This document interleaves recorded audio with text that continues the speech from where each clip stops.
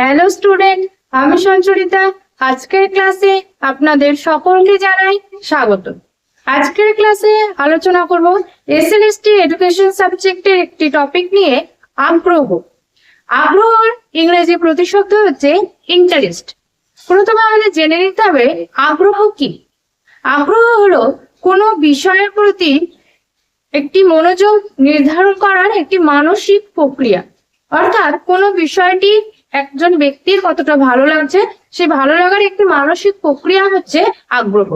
মনোবিদ ম্যাকডুগালের মতে আগ্রহ হচ্ছে সুপ্ত মনোযোগ। অর্থাৎ কোনো বিষয়ের প্রতি কোনো ব্যক্তি কতটা আগ্রহী সেটা কিন্তু তার মনোযোগকে নির্ধারণ করে সেই বিষয়টার প্রতি। এই আগ্রহকে কতগুলি ভাগে ভাগ করা হয়। সাধারণত দুটো বৈশিষ্ট্যের উপর ভিত্তি করে আগ্রহের শ্রেণী বিভাগ করা হয়েছে। একটা হচ্ছে স্থায়িত্ব এবং 2 নম্বর হচ্ছে প্রকৃতি অনুসারে।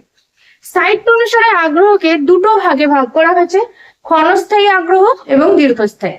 প্রকৃতি অনুসারে দুটো ভাগে ভাগ করা হয়েছে, সহজাত আগ্রহ এবং হচ্ছে অর্জিত আগ্রহ। তো এই প্রথম আমরা জেনে নেব যে ক্ষণস্থায়ী আগ্রহটা কি। কোনো বিষয়ের প্রতি যদি অল্প সময়ের জন্য আমাদের আগ্রহ সৃষ্টি হয় তাহলে সেই আগ্রহটাকে বলা হয় কিন্তু ক্ষণস্থায়ী আগ্রহ। দীর্ঘস্থায়ী আগ্রহ, কোনো বিষয়ের প্রতি দীর্ঘ সময় ধরে কোনো ব্যক্তির আগ্রহ সৃষ্টি হয় তাহলে সেই আগ্রহকে বলা হয় কিন্তু দীর্ঘস্থায়ী আগ্রহ। এরপর হচ্ছে সহজাত, যে বিষয়ের প্রতি আগ্রহ মানুষের জন্মগতভাবে থাকে সেই আগ্রহকে বলা হয় সহজাত আগ্রহ। যেমন খাদ্যের প্রতি আগ্রহ, ঘুমের চাহিদা, এটার প্রতি আগ্রহ থাকে, তো সেটা হচ্ছে কিন্তু সহজাত বা জন্মগত আগ্রহ।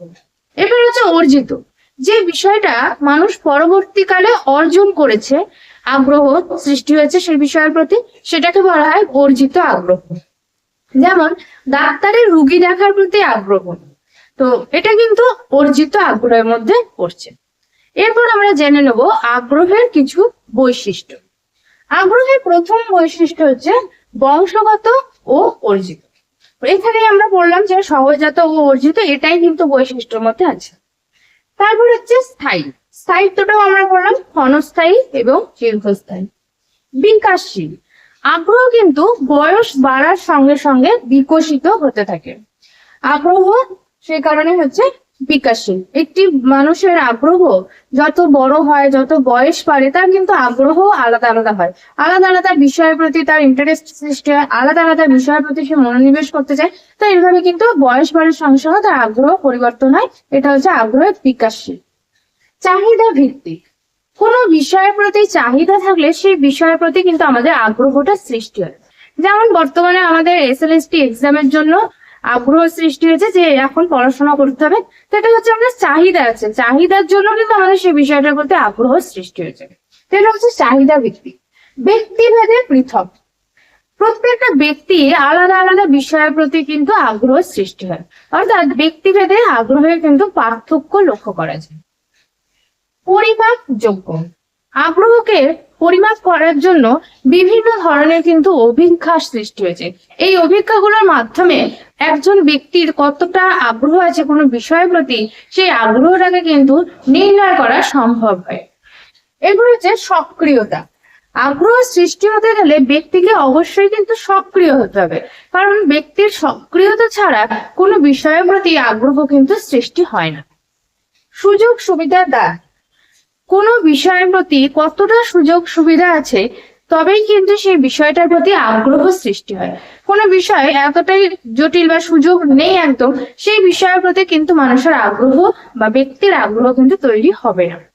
এবার হচ্ছে তৃপ্তিদায়ক অনুভূতি, কোনো কাজের প্রতি যদি আমরা তৃপ্তি পাই, কোনো কাজ করে সেই কাজটার প্রতি যদি আমরা তৃপ্তি লাভ করি তাহলে কিন্তু সেই বিষয়টার প্রতি আমাদের আগ্রহ সৃষ্টি হয়ে থাকে। মনোযোগের প্রাথমিক শর্ত, প্রথমে বললাম ম্যাকডুগালের মতে আগ্রহ হলো সুপ্ত মনোযোগ, অর্থাৎ কোনো বিষয়ের প্রতি মনোনিবেশ করার জন্য সেই বিষয়টার প্রতি কিন্তু একটা আগ্রহ সৃষ্টি হওয়া দরকার। তাহলে আগ্রহের জন্যই কিন্তু মনোযোগ হয়ে থাকে সেই বিষয়টির প্রতি, সেই জন্য আগ্রহ হলো একটি মনোযোগের প্রাথমিক শর্ত।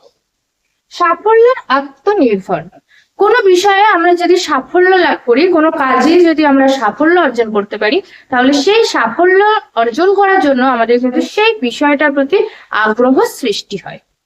সামাজিক পরিবেশ নির্ভর, সামাজিক পরিবেশও অনেক সময় কিন্তু আমাদের কোনো বিষয়ের প্রতি আগ্রহী করে তোলে। সামাজিক একটা ব্যক্তির পাশাপাশি সমাজে যদি কোনো ব্যক্তি একটা নির্দিষ্ট বিষয়ের প্রতি আগ্রহী হয়, তার দেখা দেখি কিন্তু সমস্ত সমাজের সেই মানুষগুলো কিন্তু ওই বিষয়ের প্রতি আগ্রহী হয়ে থাকে। তো সামাজিক পরিবেশের উপরও অনেক সময় কিন্তু আগ্রহ সৃষ্টি হয়। এগুলো হচ্ছে আগ্রহের বৈশিষ্ট্য। আগ্রহ বৃদ্ধি করার উপায়। শিক্ষাক্ষেত্রে শিক্ষার্থীদের কোনো বিষয়ের প্রতি আগ্রহী করে তোলার জন্য কিছু উপায় আমরা অবলম্বন করতে পারি। প্রথমত কি, উৎসাহ দান। কোনো কাজের প্রতি শিক্ষার্থী কেন আগ্রহী হবে সেই বিষয়টার প্রতি কিন্তু শিক্ষার্থীকে উৎসাহিত করতে হবে। অর্থাৎ সেই কাজটা করে শিক্ষার্থীর কোন কাজে লাগবে, সে এটা থেকে কি কি জানতে পারবে, নানা রকম ভাবে তাকে শিক্ষার্থীকে উৎসাহিত করতে হবে যাতে সে ওই বিষয়টার প্রতি আগ্রহী হয়। এরপর হচ্ছে বয়স। শিক্ষার্থীর বয়সটা কিন্তু খুবই গুরুত্ব দিতে হবে, কারণ এক একটা বয়সের শিক্ষার্থীদের এক এক রকম আগ্রহ সৃষ্টি হয়। তাই শিক্ষার্থীদের বয়সের দিকটা মাথায় রেখে বয়সকে গুরুত্ব দিয়ে তার সামনে বিষয়বস্তুকে এমন ভাবে উপস্থাপন করতে হবে যাতে সে সেই বিষয়টির প্রতি কিন্তু আগ্রহী হয়ে ওঠে। এরপর হচ্ছে প্রেরণা। প্রেরণা হচ্ছে এমন একটি মানসিক শক্তি যা ব্যক্তিকে সেই কাজের প্রতি আগ্রহী করে তোলে। তাহলে সেই বিষয়টার প্রতি শিক্ষার্থী ভালো লাগা তৈরি করতে হবে যাতে শিক্ষার্থী প্রেরণা হয় এবং সে বিষয়টির প্রতি আগ্রহী হয়ে ওঠে। পূর্ব জ্ঞানের সাথে সম্পর্কিত। কোনো বিষয়ের সাথে আগ্রহী করার জন্য শিক্ষার্থীকে সেই বিষয়টির কি পূর্বজ্ঞান আছে তার সঙ্গে মিল রেখে সেই বিষয়টিকে উপস্থাপন করতে হবে। শিক্ষার্থী আগে থেকে সেই বিষয়টা সম্পর্কে কি জানে সেগুলোকে জানার পর সেগুলো সম্পর্কিত যুক্ত বিষয়গুলো উপস্থাপন করতে হবে যাতে শিক্ষার্থী বর্তমানে সেই বিষয়টির প্রতি আগ্রহী হতে পারে। সহপাঠক্রমিক কার্যাবলী। সহপাঠক্রমিক কার্যাবলী কি? পড়াশোনার পাশাপাশি পড়াশোনার বাইরেও কিছু কার্যাবলী থাকে। খেলাধুলা হতে পারে বা শরীর চর্চা, কর্মশিক্ষা, হাতে করে কাজ করা, এই ধরনের কাজের প্রতিও কিন্তু শিক্ষার্থীকে পড়াশোনার পাশাপাশি রাখতে হবে যাতে সে কিন্তু আগ্রহী হয়ে ওঠে। উদ্দেশ্য নির্ভর। সেই বিষয়টির প্রতি একটা উদ্দেশ্য রাখতে হবে যে এই কাজটা করলে তার এই উদ্দেশ্যটা পূরণ হবে। সেই উদ্দেশ্য পূরণের জন্য সে কিন্তু সেই বিষয়টির প্রতি আগ্রহ সৃষ্টি করবে। চাহিদা নির্ভর। শিক্ষার্থীর বিষয়টি শেখার বা বিষয়টি সম্পর্কে জানার জন্য একটা চাহিদা সৃষ্টি করতে হবে, যে বিষয়টি সম্পর্কে সে জানতে চায়। চাহিদার সৃষ্টি হলে তবেই কিন্তু শিক্ষার্থীর মধ্যে আগ্রহ বৃদ্ধি পাবে। আনন্দদায়ক পাঠ। শিক্ষার্থীকে পড়াশোনার বিষয়বস্তু বা পাঠ্য বিষয়বস্তু এমনভাবে উপস্থাপন করতে হবে শিক্ষার্থীর সামনে যাতে সে আনন্দ উপভোগ করতে পারে। অর্থাৎ পাঠ যেন অনেকটা আনন্দদায়ক হয়, সেই কারণে কিন্তু শিক্ষার্থী সেই পাঠের প্রতি আগ্রহী হবে। অভিনবত্ব। অভিনবত্ব, নতুনত্ব কিছু থাকবে। যে শিক্ষার্থী পাঠ্য বিষয়টা পড়ছে বা যে বিষয়ের প্রতি আগ্রহী করার চেষ্টা করা হবে সেই বিষয়টির প্রতি নতুনত্ব কিছু আনতে হবে, নতুন ভাবে শেখানোর কিছু ব্যবস্থা করতে হবে যাতে সেটাতে সে আগ্রহী হয়। এরপর হচ্ছে আকর্ষণীয়। বিষয়টিকে শিক্ষার্থীদের সামনে বয়স অনুযায়ী অবশ্যই আকর্ষণীয় করতে হবে। এক একটা বয়সের শিক্ষার্থীরা এক এক রকম হবে। যদি শিক্ষার্থীর বয়স খুব কম হয় তখন তারা খেলার প্রতি আগ্রহী থাকে, তাহলে তাদেরকে শিক্ষণীয় বিষয়গুলি এমন ভাবে রাখতে হবে যাতে সে খেলা করতে করতে সেই বিষয়টি সম্পর্কে তার ধারণা তৈরি হয়। সেটিকে তার বয়স অনুযায়ী আকর্ষণীয় করে তার সামনে উপস্থাপন করতে হবে যাতে করে কিন্তু তার আগ্রহ সৃষ্টি হয়। তাহলে এই যে বিষয়গুলো বললাম, এই বিষয়গুলো হচ্ছে একটা বিষয়ের প্রতি কোনো ব্যক্তি বা কোনো শিক্ষার্থীর কিভাবে আগ্রহটা বাড়ানো যেতে পারে তার একটি পদ্ধতি। আগ্রহ সৃষ্টিকারী উপাদান, অর্থাৎ কোন কোন উপাদানের উপর ভিত্তি করে ব্যক্তির আগ্রহ নির্ধারিত। সাধারণত দুটো ভাগে ভাগ করা হয়েছে। একটা হচ্ছে ব্যক্তিগত উপাদান, 2 নম্বর হচ্ছে পরিবেশগত উপাদান। ব্যক্তিগত উপাদানের মধ্যে হচ্ছে শারীরিক স্বাস্থ্য, অর্থাৎ একজন শিশুর শারীরিক স্বাস্থ্যের উপর কিন্তু তার আগ্রহ নির্ভর করে। সে যদি শারীরিকভাবে দুর্বল হয়ে থাকে, তার শারীরিক যদি সক্ষমতা না থাকে, শারীরিক যদি কোনো অসুস্থ হয়, তাহলে কিন্তু তার কোনো আগ্রহ সৃষ্টি হবে না কোনো কাজের প্রতি। শারীরিকভাবে সুস্থ সবল হলেই কিন্তু সে যে কোনো বিষয়ের প্রতি আগ্রহী হতে পারবে। তাই শারীরিক স্বাস্থ্য কিন্তু আগ্রহকে নির্ধারণ করে থাকে, আগ্রহ সৃষ্টির একটি উপাদান। মানসিক স্বাস্থ্য, ঠিক শারীরিক স্বাস্থ্যের মতোই মানসিকভাবে যদি কেউ দুর্বল হয়, মানসিকভাবে পিছিয়ে থাকে, হীনমন্যতায় ভোগে, তাহলে কিন্তু সে কোনো কাজে আগ্রহী হতে পারবে না। সে মানসিকভাবে সুস্থ সবল হলেই কিন্তু সে কাজের প্রতি আগ্রহ তৈরি করতে পারবে। এবার হচ্ছে বয়স।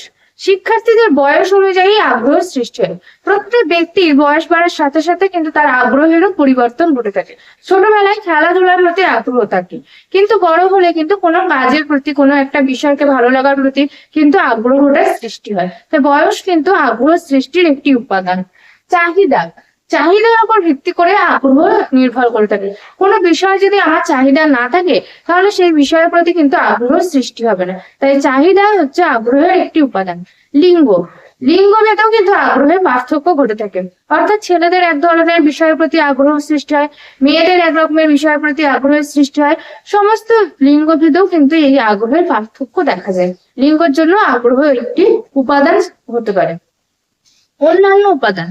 এবার হচ্ছে প্রক্ষোভ, প্রেরণা, মনোযোগ, ব্যক্তিত্ব, এগুলো হচ্ছে আগ্রহের সৃষ্টির একটি অন্যান্য উপাদানের মধ্যে পড়ছে। মানে প্রেরণা, মনোযোগ, এই সমস্ত বিষয়গুলো কিন্তু প্রক্ষোভ, এগুলো কিন্তু আগ্রহের সৃষ্টিতে গুরুত্বপূর্ণ ভূমিকা পালন করে।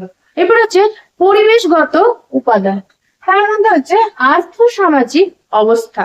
অর্থাৎ শিক্ষার্থীদের আর্থসামাজিক অবস্থার উপরও কিন্তু কোনো বিষয়ের প্রতি আগ্রহী হওয়া নির্ভর করে থাকে। কারণ কারোর যদি খেলাধুলার প্রতি আগ্রহী হয়, তাহলে কিন্তু এবারে ছেলেমেয়েরা যেমন বিভিন্ন ধরনের খেলাধুলার সুযোগ সুবিধা পাবে, আর্থসামাজিক অবস্থা হবে, ঠিকই একইভাবে কিন্তু দরিদ্র পরিবারের ছেলেমেয়েরা সেই ধরনের খেলাধুলার প্রতি আগ্রহী হতে পারবে না। যেমন long tennis, table tennis, badminton, এই ধরনের খেলার সুযোগ সুবিধা থেকে কিন্তু তারা বঞ্চিত হবে। তাই তার কিন্তু ওই বিষয়ের প্রতি আগ্রহটা সৃষ্টি হবে না। তা এটা হচ্ছে আর্থসামাজিক অবস্থা অনেক সময় নির্ভর করে কোনো ব্যক্তির কোনো বিষয়ের প্রতি আগ্রহ হবে কিনা। তারপর হচ্ছে সাংস্কৃতিক পরিকাঠামো। তো সাংস্কৃতিক পরিকাঠামো কিন্তু কোনো বিষয়ের প্রতি আগ্রহ সৃষ্টি করে। যেমন সাহিত্য চর্চা, গান বাজনা, নাচ, এগুলো হচ্ছে সাংস্কৃতিক পরিকাঠামো। যদি সে এই ধরনের সংস্কৃতিতে বড় হয়ে থাকে, যেখানে গান বাজনার প্রচলন আছে, তাহলে কিন্তু তার ছোট থেকেই ওই বিষয়টার প্রতি একটা আগ্রহ সৃষ্টি হবে।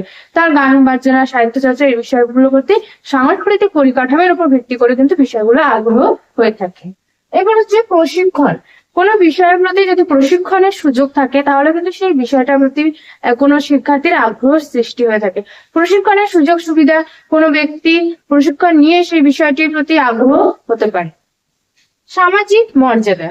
কোনো বিষয়ে যদি সামাজিক মর্যাদা অত্যন্ত বেশি হয়ে থাকে, তাহলে সেই বিষয়টির প্রতি কিন্তু শিক্ষার্থী বা ব্যক্তির কিন্তু আগ্রহ সৃষ্টি হবে। সামাজিক মর্যাদা যদি অনেক ভালো হয়, তার প্রতিষ্ঠিত হওয়ার সুযোগ থাকে, তাহলে কিন্তু সে সেই বিষয়টির প্রতি আগ্রহী হতে পারে।